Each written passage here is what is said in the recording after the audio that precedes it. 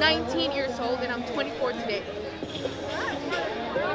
It was the last time I saw her and the last time that, thankfully, the agent was so nice to let me go back into the cell and say goodbye to her. My mother was in a cold metal cell, sitting there, reading her Bible, because that's what she did. And so, when I was 16 years old, I was in high school, and one day my father was driving, and he got stopped, and immediately immigration was called, and it took, they didn't even process him into the police department. They just called immigration and said, well, he's off to immigration, so they're gonna figure out what to do. My father was deported. The savings that my parents had then were gone with legal fees and everything, and then he got deported. So then he had to go back to a country that he hadn't been in a decade. And then, so he had to go live over there. And my mother was stuck here now with, having to feed 3 teenagers. And I was in school, and then that was my college money. So, I remember just being in school and just being like, okay, everybody's applying places. Everybody keeps asking me what I'm gonna do, because I was, I wasn't perfect in school, but I wasn't that bad. And people knew I was gonna do something. It was just what I was gonna do. People expect things from you. And so my father gets deported, and I didn't tell anyone. Mind you, when I was in high school, before Daca, we never spoke about it. We lived in fear. We couldn't tell our friends who we were, because we never knew who would be hearing and who would be telling on us. So I end up almost falling into depression after my father got deported. Then school was going on, graduation was coming. Everything was so hard. So I end up graduating, and I have nothing to do. I don't know what I'm gonna do in my life. I start working. I start working to save money so that I can pay for my own college. So I'm working really hard, and I was 19. 19 when Daca became true for us. And I didn't have a state ID like I told you. I didn't have any valid ID. One of the requirements is you have to have a valid ID, which meant that I had to go renew my passport, which had expired, and I had to go to Detroit. On our way to Detroit, my mother and I, and we were with 2 other people, we actually ended up going through the Canadian Bridge. So we ended up going through the Canadian Bridge, we ended up coming back to the US, and they detained us. So in my mind, I was like, oh my God, it already happened to my father. Now I'm going, and my mother is going. They ended up detaining us, and as soon as they ran my information and they realized that I was a dreamer, they said, you can't be detained, you need to go outside. And they let me go, because I was supposed to, I already had an application for Daca. And so all I needed was just that state ID. So if you hadn't applied for Daca, you would have been... because Daca protects you from deportation. But sadly, that was the last time I saw my mother. I was 19 years old, and I'm 24 today. It was the last time I saw her, and the last time that, thankfully, the agent was so nice to let me go back into the cell and say goodbye to her.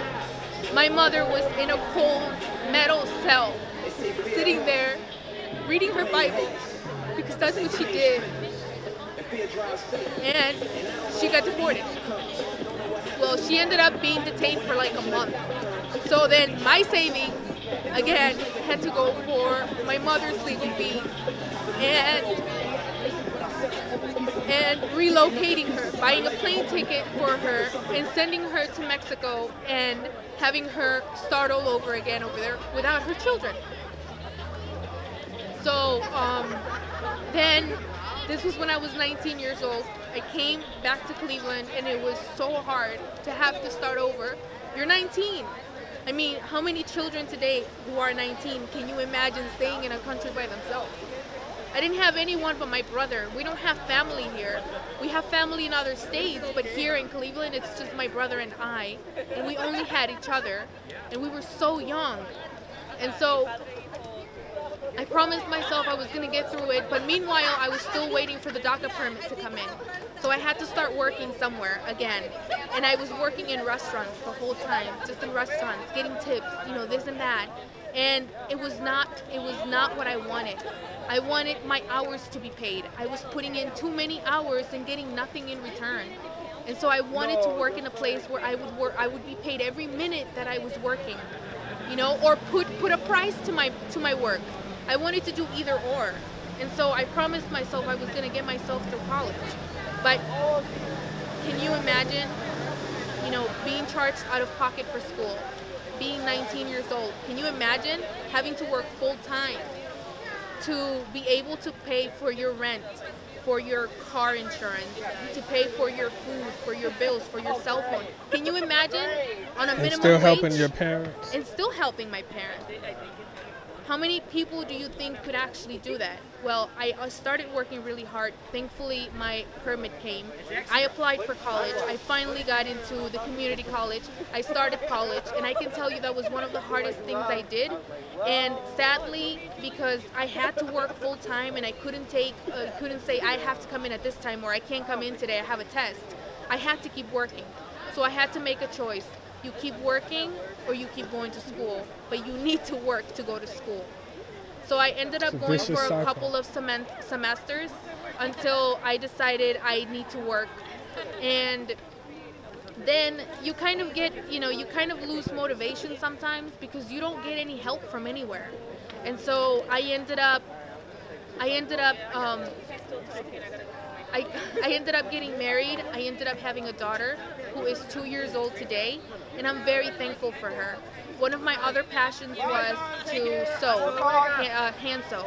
And so I actually have a small shop. I'm leaving. Big hug. Thanks for coming out. We'll keep in contact. Thank you. I ended up opening my own little shop online that's called Sew Me Maybe. And I handmade bags, I handmade purses, I handmade children's clothes. And that was another passion of mine. My passion is, my one dream is to be a paramedic.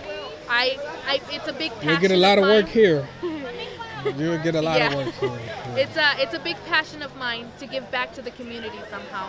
And another one is to be able to have my own shop one day where I can, handmake stuff, sell it to people. But I also want to have a workshop where I can have high school children come in after school and learn how to do it and teach them how to do something so that before they graduate, they already know what it is to work, to make something, and to put a price on something that's yours. So that's one of my dreams. DACA ending is not going to stop me. I'm going to keep going. And it's 800,000 of us. And I find it very hard for, one man to put a price on our head, on all of our heads. I find it very hard for him to be able to kick us out of here. We're too strong. We're doctors. We're lawyers. We're everything that your children are. What your children are going to school for. Just remember that somewhere there's a dreamer in that school, and they're doing the same things your children are doing. We're doing the same things. So we're here to stay. That's all I have to say is we're here to stay. We went through so much. We didn't ask to be here, but we're thankful for what our parents did for us. We don't regret any little bit. We're here, and we're here to stay. I recently was online, and I saw that some Canadian people live in the U.S. illegally, and a lot of them are DACA beneficiaries. I met a girl who's Australian, and, there's the big misconception that only Mexicans are illegal, but it's not. It's everyone, but because there was always that stereotype, and a man got on a podium and said something really bad about us. Now we're it.